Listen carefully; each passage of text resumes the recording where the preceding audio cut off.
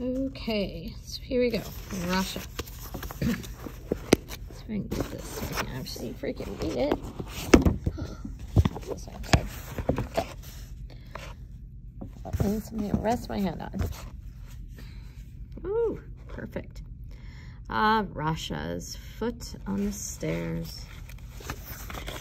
Get dizzy. She moves slowly as if she carried the snake around her body, whatever that means. Always a snake. Lovely. The subway tunnel is dark as night. A train rushes through it, and the interior lights of the car blaze like July. Rasha steadies herself on the hard plastic seat as the train rocks back and forth. In a flash, the swaying movement comes back to her, and its familiarity is comforting. It's May 2002. And Rasha is on her way to university. I read it off the phone and it's like moving. I can't get it just right. All right. It's also afternoon, but she's deep underground and it's hard to know what time it is. The subway is almost empty. One older businesswoman sits quietly across from her. A group of teenagers down the car is screaming at each other. Their shrieking laughter filling the car with adolescent self-importance, of course. But even their noise doesn't bother her. Off to her side is a homeless man covered in all the dirt and odors that street living brings. Rasha finds herself unexpectedly staring at him, and he peers back at her through his tent of hair. For a second, their eyes lock, but Rasha's not frightened. Instead, she finds the connection rapturous. That's an interesting thing. Rapturous means really, really happy, like a really, really good thing. Later that night, she would write about the moment in a reversible midnight blue notebook labeled Daydreams on one cover and Night Dreams on the other. This is where she composes her own poetry and collects her favorite aphorisms. Gosh, I looked that up when I read it the first time, and now I totally forgot. I think that's sayings, sorry. Oh my gosh, I'm losing my mind.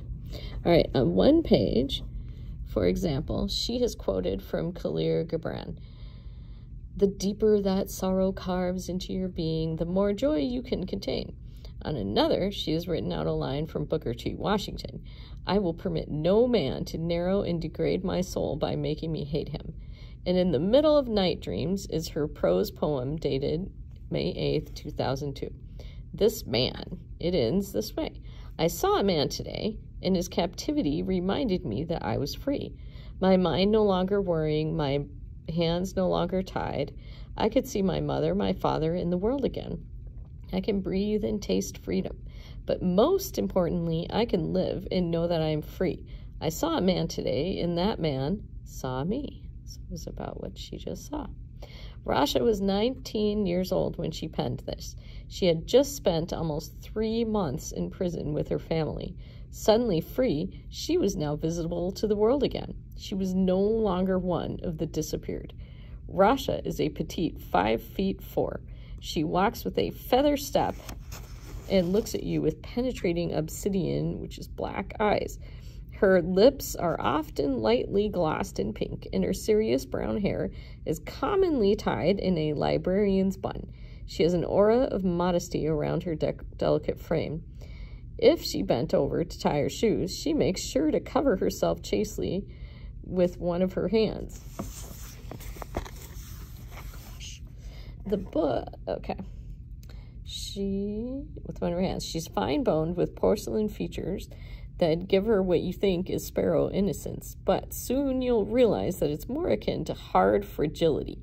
If you drop her, she'll break, but she'll cut you too.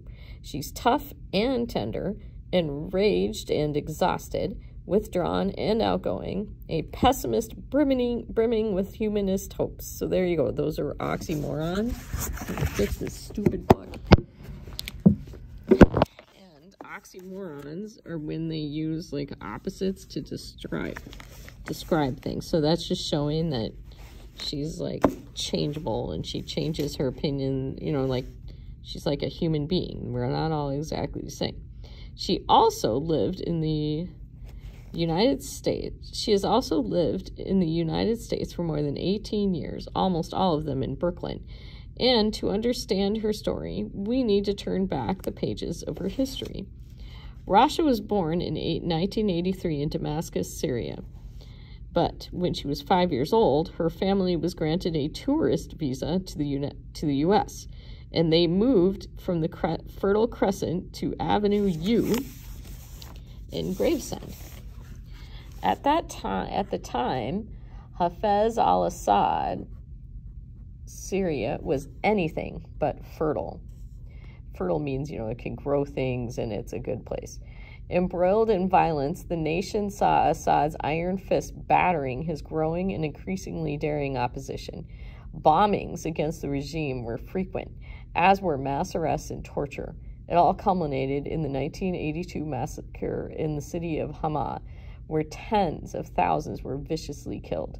Rasha's father wanted better things for his family, so as soon as they arrived in the United States, he applied for their political asylum. He also began working at a discount clothing store on 14th Street in Manhattan, eventually moving up to manager and then partner. 5-year-old Rasha assumed an American life. Some of her earliest memories involve asking her mother little girl questions about the world. One December, when she was about 10 years old, she was jealous of her friends with their gifts and sparkling Christmas trees. "This house sucks," she thought. "Why don't we get a Christmas tree? Why are we so primitive?" So she resolved to ask her mom. "Mama," she broached the question one day, "are we going to get presents this year?" Her mother sat her down and explained to her in Arabic that they were not Messihain Christians, and that's why they don't celebrate Christmas. Rasha rolled her eyes in confusion and walked away. She had confused Messihain with the word Mizrahiin, stage actors. So she's like, we're all actors, so we don't get Christmas presents. And for a long time afterwards, she tried to figure out what exactly acting had to do with Christmas. She eventually learned the differences between religion and nations and about where she came from. Her mother was her guide, and she taught little Rasha how to be a proper Arab Muslim girl in the U.S. Rasha's parents were not particularly religious, so the lessons revolved less around points of faith and theology, that means stuff about the religion, and more around the simple values of honesty, compassion, and protection of her honor. She had 3 siblings. Re'im, I think that's how you say it, an older sister, Munir, an older brother, and Wasim, a younger brother. None of them was much of a model for Rasha. Re'im was 5 years older than Rasha, and half a decade is a large span of time at that age. The 2 girls fought often. The family, this is so uncomfortable to me. I really chose a bad place to do this. The family stayed in New York until 1996 without having adjusted their immigration status. The asylum claim had been unsuccessful, so if you come on a tourist visa, you have to leave eventually, And so they didn't leave, so it was bad news for them. All right. Was not successful, but Rasha's father hired a lawyer and was appealing the decision and looking for other legal ways to remain in the country. Meanwhile, her mother had given birth to 2 more little brothers. Since they were born in Brooklyn, the 2 infant boys were, unlike the rest of the family, citizens of the U.S. Remember, you just have to be born here. But the pace of progress in the immigration proceedings was like washing your hair from a leaking faucet. Nothing was moving except for Congress, which in 1996 legislated even more draconian. That means, like, too old school and not... Draconian is usually not a good word. Like, they were not good. Anti-immigrant legislation in the wake of Timothy McVeigh's bombing of the Murrah Federal Building in Oklahoma City. Rasha's father gave up and moved them all back to Syria that year. By the time they returned to Syria, Rasha was in 6th grade, going on 7th, and she found her new environs hard going. She was crashing into puberty, which is hard enough without having to adapt to a brand new country. She spoke Arabic, but could not read and write the language, so school was difficult. At first, her father put her in a public girls' school, and Rasha loathed it, hitting students who acted up was formally forbidden, but still routinely practiced. And Rasha, who has a proud streak at her core, talked back to her teacher one day. The slap came, and she was stunned, silent at first, and then came home crying. Her father gang-busted his way to her school, screaming at the female teacher never to lay a finger on his daughter again, then promptly moved his daughter to a private girls' school. After a couple of months, Rasha's father received word from his American lawyer that they had finally had an interview scheduled for their green card applications, one of the final phases before gaining residency. But the lawyer explained it was nothing to get excited about. Since the family had already returned to Syria, the victory was abstract. If you leave the country, you give up your claim to naturalization. It was too late. So he had to start all over. Private school wasn't much easier for Rasha. The biggest difference here was that there were more Christian and Jewish students. In thinking back to that time, Rasha told me she is struck by how Jewish Syrians were not nearly as ostracized as we are led to believe. But Syria was still a stifling place for the family. For Rasha, it was airless because of her age and her school. Her family was constantly watching where she was going. Oh my gosh. And she felt suffocated. So there they had to keep track of your women a lot more, because otherwise you could get in trouble. For her father, Syria was a failure due to its failing economy and miserable political environment. No one was happy. It was time to make a change. So they applied again for a visa to visit the U.S., and they were approved. It felt like a miracle. Raim, Rasha, and Munir were literally jumping for joy in their living room when they found out. They had been in Syria for only 7 months, and already they were saying their goodbyes to family. They boarded a plane, and half a day later landed at JFK. They stayed at the Golden Gate Hotel in Sheepshead Bay for 3 days until they found an apartment. Now that they were back in Brooklyn, Rasha was again happy. This is what she knew. This was home. Once again, her father applied for adjusted status. And once again, he began working, this time opening his own restaurant. Over time, Rasha started high school. James Madison High School was good for Rasha. Rising up in red brick, the crowded school is set in a prosperous area of Midwood, with its large houses and green lawns. It has an elegant exterior, but caged windows and metal detectors.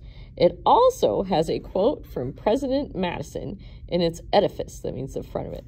Education, it reads, is the true foundation of civil liberty. At Madison, Rasha met her best friends, Gabby and Nikki. Gabby is from Ecuador, and Nikki is from Azerbaijan, which is in the Middle East. Befriending Nikki was easy and obvious. They both came from Muslim backgrounds and shared a lot of similar stories and values. And Rasha got close to Gabby because both their families were traditional. They were talking about boys one day, and Rasha told Gabby that she wasn't allowed to date.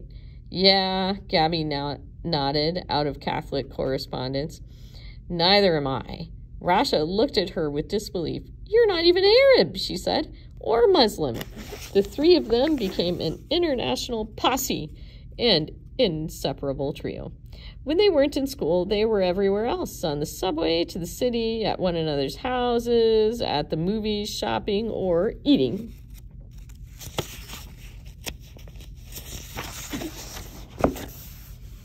They were especially fond of, God bless, can't hold my freaking camera in the book at the same time. All right. They were extremely fond of Times Square. It's still not working. Okay, hold on. There, let's try this. Just trying to get comfortable. Maybe I should have done this at home. Then I have Kate, though. All right, they were especially fond of Times Square, miles away from Brooklyn and full of tourist glitz and cheap madness. Gabby was a year younger than Rasha, so Rasha, who felt herself growing into her own skin with her friends, became a big sister to Gabby. All three spent so much time together that they became like their own family. When in the spring of 2000, Rasha and Nikki graduated from Madison, Rasha moved, but not far away.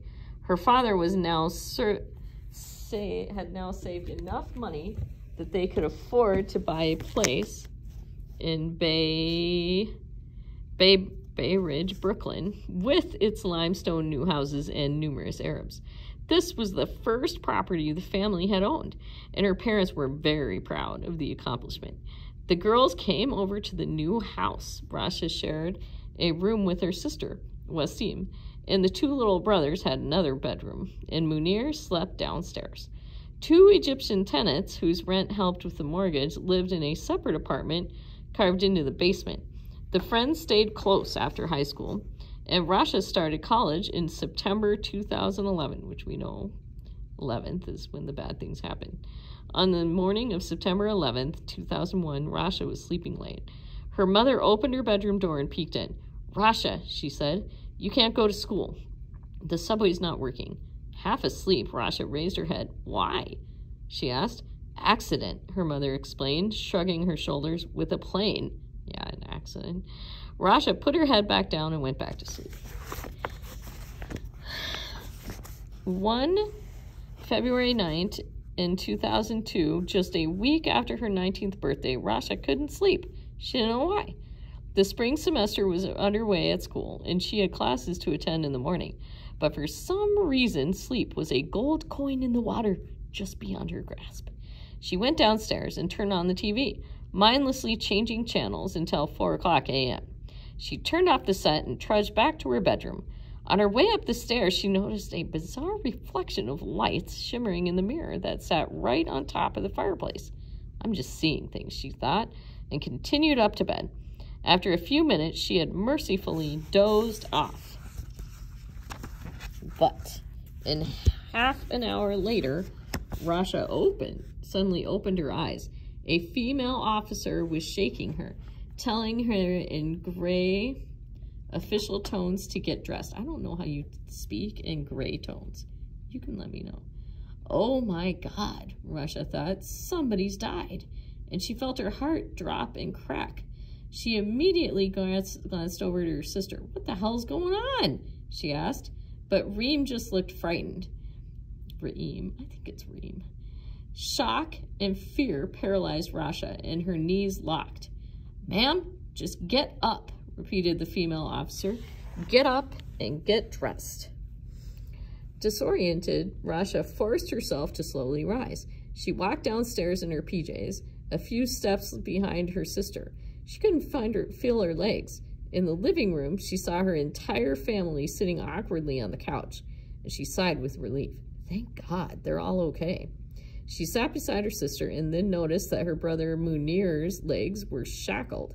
Shock turned to confusion as she realized that about 15 law enforcement officers, INS officials, U.S. Marshals, and FBI agents had taken over their residence. The strangers, some with guns, walked through her house as if they owned it. Out the window, she saw that it was the lights from their vehicles that had been shining into the living room. Fear began to bubble through her again. An FBI agent, the apparent leader of the group, stood in front of the family. He identified himself and asked each of them their names. He told them that they were being investigated for possible terrorism connections and that they were going to be taken to Federal Plaza. He told them that due to their immigration status, they could be deported. If that were the case... Oh my gosh, I'm afraid I just put my finger in front of the speaker. Crud. Let's see.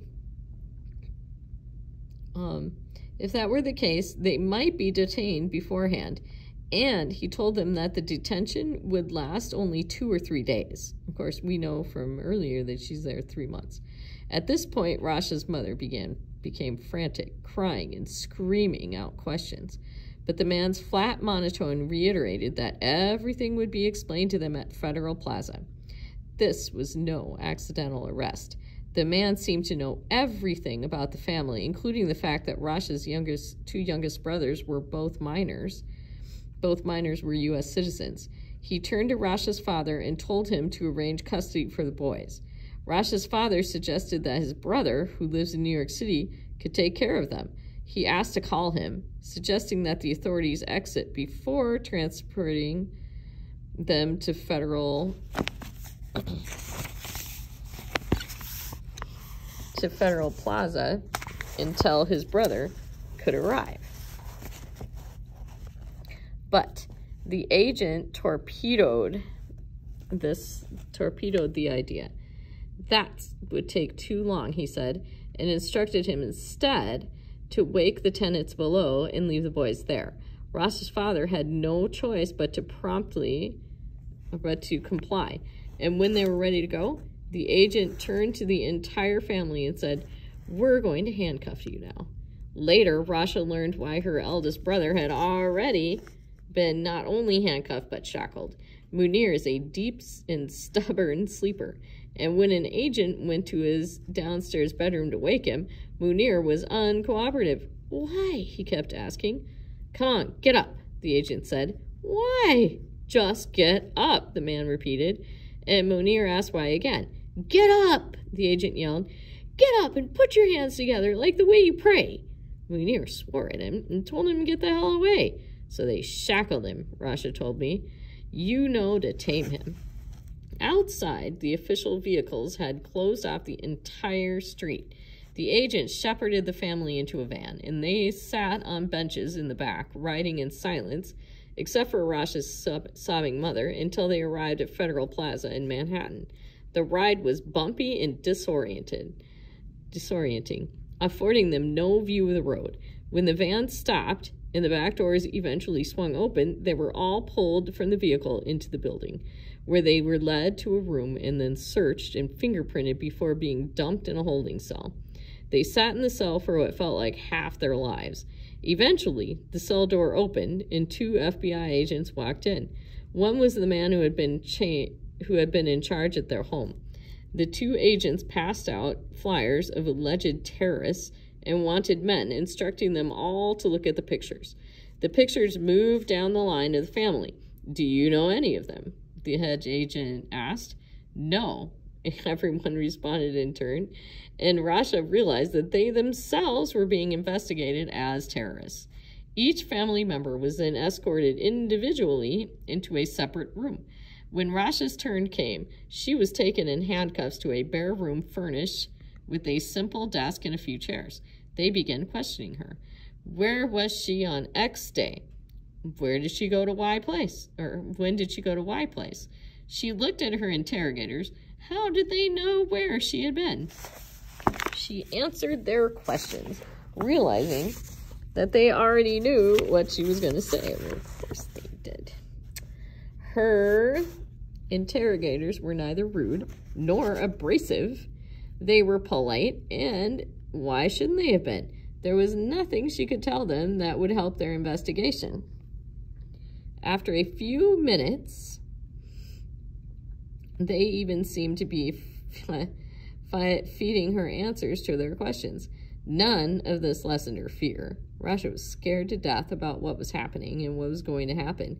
But the whole drama seemed stupid, scripted, and pro forma, a badly choreographed dance of bureaucracy and dread. Years before, when she was in Syria and studying in the 7th grade, Rasha learned how to shoot a rifle. It was part of the curriculum in the public girls' school she attended. They had mandatory classes in military history that were taught by a female officer who made them sing patriotic songs and memorize the details of Syria's various military escapades. The regime demanded devotion. All hail Hafez, the Lion of Syria, and Rasha had to comply.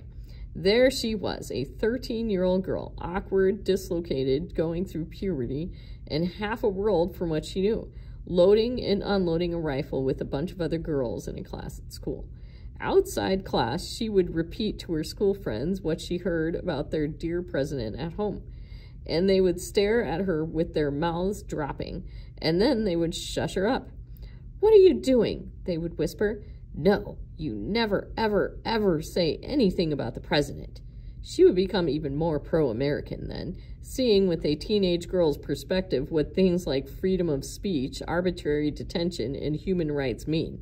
She realized that she took so much for granted. At times like these, she missed her American life. So she saw what it meant when you can't say what you mean, right? That night, they prayed as a family in the holding cell at Federal Plaza. Her father led the prayer, and the women covered their hair as best they could. When the authorities came back in the morning, her father pleaded with them. "Enough of this," he said. "Just deport us. It would be a lot more dignified than having to go to jail," he said. "Take us to the airport right now and just put us on a plane." But the FBI man wouldn't hear of it. "No," he said, "we are turning you over to the INS. You have to be investigated, and you will be held in detention meanwhile."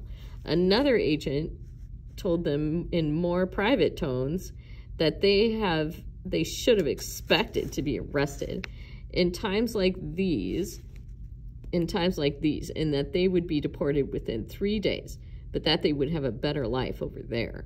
Rasha glared at him. He was so cavalier, so offhand, she felt, and he sounded like he was lecturing them, telling them with a kind of official nonchalance that we're cleaning out the country, and you're the dirt. Right there, Rasha's anger toward how immigrants are treated in the U.S. was sparked. The feelings would deepen. When the cell door swung open again, the agents told them that they were now being taken to separate facilities. Rasha's father and Munir were being sent to a male prison in Brooklyn. The women would be taken to a women's prison in New Jersey, and Wasim, who was under 18 years old, to a juvenile detention center in Pennsylvania. The agents told them to stand up because they were now going to be shackled and led to different vehicles to transport them to their various locations. This was the most unbearable news, and horror set in the family really was being split up. Said in that. Okay, well, this was the most unbearable news, and horror set in that the family really was being split up. Through her own waterlogged eyes, Rasha watched every person in her family collapse in tears. Under armed escort, the 3 women were driven to Bergen County Jail. The van parked in the prison's sally port, and Rasha, her mother, and her sister were met by the prison's correctional officers and led in handcuffs from the vehicle, where they were strip searched and photographed before being taken to one of the prison's holding areas.